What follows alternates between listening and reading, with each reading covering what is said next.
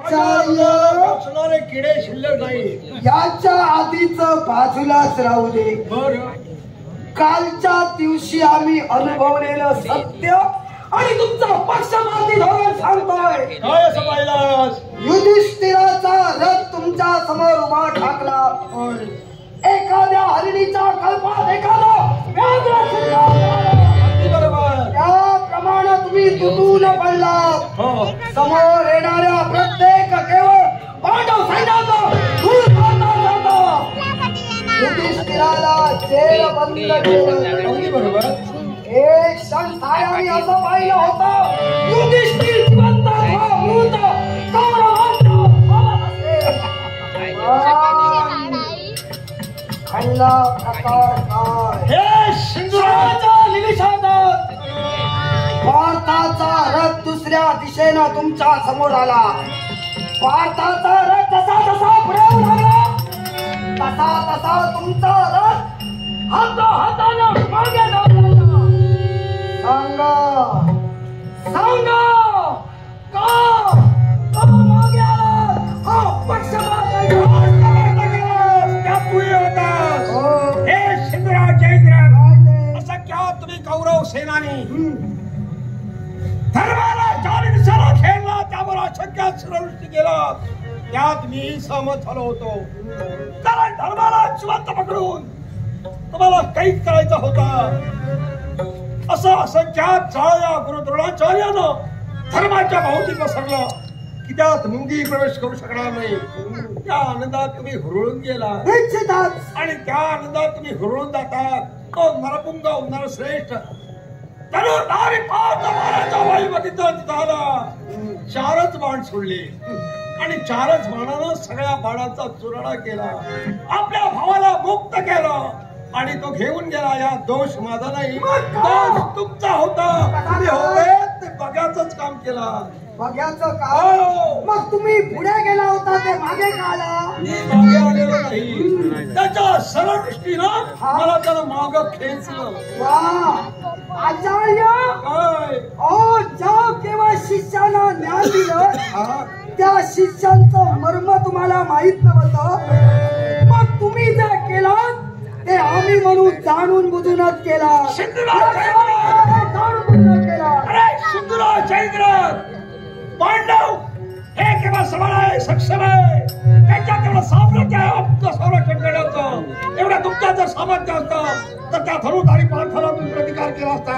धनुधारी पार्थाचे शर परतलं असतं. मी नामर्थ फेकण्याप्रमाणे अधिकार तुमच्या हाती दिले ते विजय संपादन करण्यासाठी. हे जर का तुम्हाला जमत नसेल, आताही तुला सांगतोय, तुला नव्हे तर या कौरव शिबिराला असताना सर्वाला सांगतोय, गुरु द्रोणाचार्य युद्ध जाणून केले तर धर्माधिकारीचा युद्ध करणार.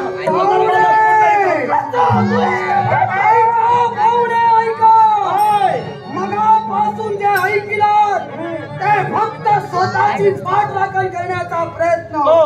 पण मला तर असं वाटू लागलं हे अन्न तुमचं खाताय आणि हे अन्न तुमचं खाताय आणि ही त्या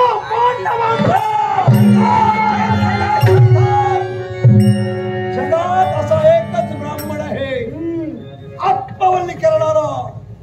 शिवनात कधी कुणासमोर हात पुढे केला नाही आणि कुणाकडून एक कवडी सुद्धा मागून घेतली नाही. लक्षात ठेव. एक वल्ली बापराला बटा तो करू द्रोण आणि कुणी नाही. मला ते देतात अन्न ते फुकट नाही. मी केलेल्या श्रमाचं फळ मला देतात. द्रोणाचार्य कौरवांसाठी आणि पांडवांसाठी तुम्ही केलेले त्या श्रमासाठी तुम्हाला मोल दिलं जात. अर्थ युद्ध आहे, चालूच आहे. युद्ध कुणासाठी आहे? कुणासाठी? हे केवळ कौरवांसाठी तुम्ही सेनापती म्हणून उभे आहात. मला हिताचा आणि शेवटच्या दिवसापर्यंत ते न्याय असणारच असणार. काय त्याचा उपयोग? माझं गाजन आलं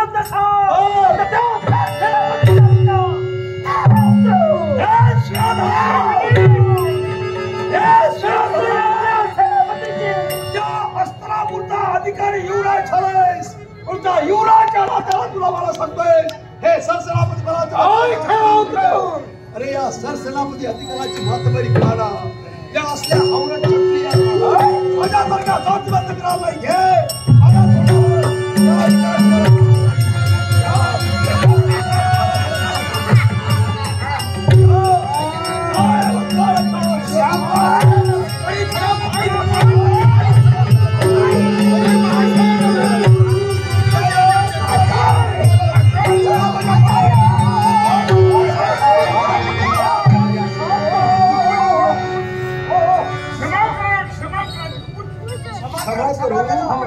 एक वेळ चुकणारा बरा पण चुकून चुकतो ना त्याला क्षतमुक्त आचार्य मुलं अज्ञान आहे तुम्ही सज्ञान आहात चुकून त्यांच्या हातून असा अपराध घडला काहीतरी बोलले नरेश मामा शकुनी अरे महाभारत युद्ध या गादीसाठी चाललंय या अज्ञाला त्या गादीवर बसवणार आहे तो अज्ञान हे राज्य सांभाळा नंतर नाही आताच याने थोडं मला चढविलं त्यामुळे माझी जीभ जराशी आडवी पडली आडवी नाही तुमची आडवीच आहे तुझी जीभच आडवी आहे कारण आतापर्यंत काय काय दिवे लावले जगाला माहित आहे आणि मी सांगण्याची गरज नाही तुलाही माहित आहे तेव्हा तू कसा आहेस इथं का आलायस कशासाठी आलायस याला माहित असेल हे तुझे पाहुणे पण मी तुला पुढे ओळखतोय काय झालं या मामाच्या अक्षतेपणी विषारी नाचतोय नाही पांढऱ्या झाडीकडे पाहिलं आणि त्यांना वाटलं तुमचं वय झालं तुमचे पराक्रम झाले त्यांना कुठं माहित आहे सिंधुराज जयेंद्र अजून माझी पाठीची कमान झाली नाही अजून शतयोजने असणारी पक्षावर अचूक बाण सोडतो आणि ही शेवटी ही शिकलेली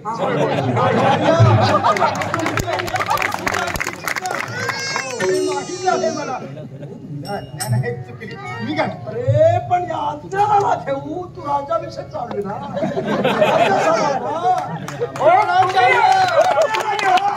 बोलून टाकलं बरं आहे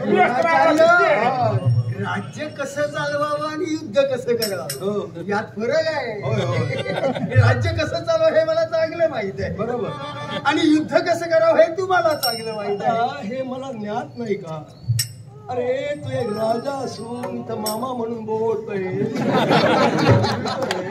काय काय तुझ्यात विष भरलंय आणि एक गोष्ट लक्षात ठेव ऐकलं तुझ्यासाठी सांगतो जगात कुणी गवळी असू द्या लंगड जनावर तो आपल्या कळपात ठेवत नाही का माहित आहे ते लंगड जनावर सगळं लंगड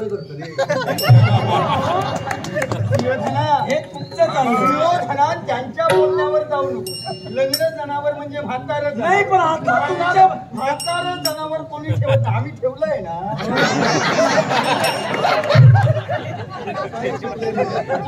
म्हातारं जनावर ठेवतात पण म्हातारं जनावर हे सुजाण असतं त्याला बारकावे माहित असतात म्हणून अजून इतर रेकला फिरवून आणतं म्हणूनच चावणी तुमच्या शब्दांची फजिती नको उदयी काय करणार ते आम्हाला ऐकायचं आहे तुम्ही अधिकार टाकले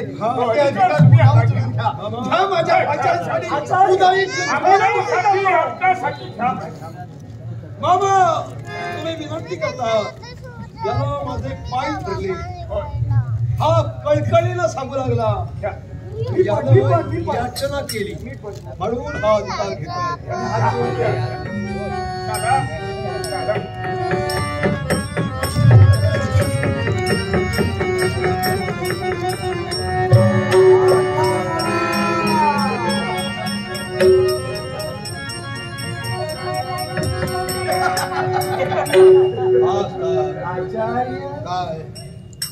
टाकलेले अधिकार तुम्ही पुन्हा उचलून घेतले मामा शकली त्यानंतर टाकलेली टाकलेले अधिकार मी जरूर घेतले तुम्ही विनंती केला त्याला पाय धरले त्याला क्षमा मागितली म्हणून तो अधिकार मी घेतलाय आम्ही विनंती करू पाय धरू तुम्हाला कळायला हवं शांत तुमची सूचना तुम्हाला अरे या रीतीनं तुम्ही वागता म्हणून हे असं दुःख ढालता.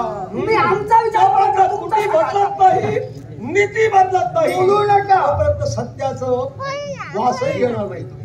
या शिवीगाळ बोलू नका. म्हणून तुम्हाला काय आचार्य, म्हणायचं? टाकलेले अधिकार तुम्ही घेतले, होय. टाकलेली थुंकी तुम्ही पुन्हा उचलली, याचा प्रत्यंत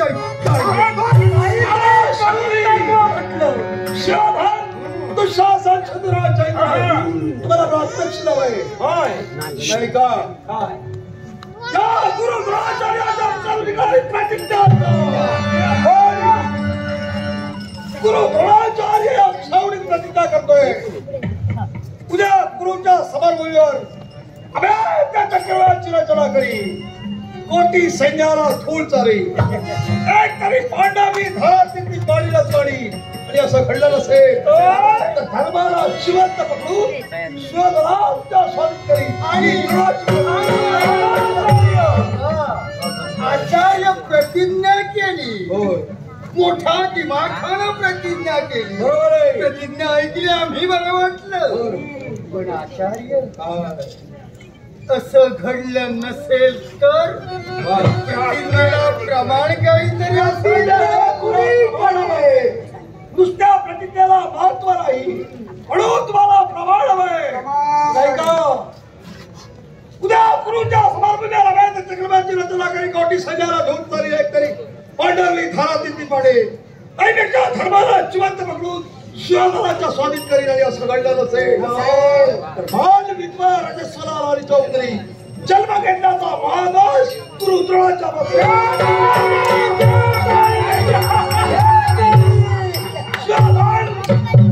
सुंदरा चैत्रात अरे हा वृद्ध तवा तापलेला आणि इच्छेची पोळी भजून खातोय. खाताना जपून खा. त्याचा विचार करूच नका. तुम्ही भाकरीचा विचार करूच नका. तुमचा तवा तापी एक, हे 100 आणि तो एक आहे. त्यामुळे आम्ही वाटे करू, तुकड्या तुकड्या करू आणि जमेल तशी तशी खाऊ आणि पचू. काय तू पाहुणा हो हे सगळे सोयरे. आणखी 100 भ्राते म्हणजे आता 99 भ्राते. आणखी जरी 100 असले तरी जमणार नाही. कशाला अडकार आचार्य, हे धर्मनियतीचं युद्ध आहे. उद्या गुरुच्या समारंभावर सूर्योदयाबरोबर युद्धाला सुरुवात होईल. माझ्या अधिकार सत्रात धर्मनियतीचं युद्ध धर्मनियतीनंच होणार आहे. काळजीच करू नका. आम्ही आमच्या योग्यतेनं ते युद्ध परिपूर्णच करू. पण दिलेला शब्द मात्र तळाच्या फोडाप्रमाणे बोललेला शब्द मला झालाय तो मी पाळणार. आणि प्रसंग मला तसा मारा येईल ना तशी पाठ फिरू. हे शासना अशा कूटनीतीनं वागला तर प्रतिकूल वारा कधी घेणार नाही, तो अनुकूलात येणार. लक्षात ठेवा. तुम्ही विचारच करा. उद्याचा दिवस फक्त चांगल्या प्रमाणात तुम्ही करणार हे शक्य आहे. नक्कीच. ऐका धर्मनियतीचं युद्ध धर्मनियतीलाच व्हायला हवे. होणार. रथाला रथाशी गजा तुला गजा दिशी, सारथ्याला सारथ्याशी, धनुर्धराला धनुर्धराची गजा धराला गजा धराची. हे धर्मनियतीचं युद्ध धर्मनियतीलाच व्हायला हवे. यापेक्षा कार्य द्रोणाचार्य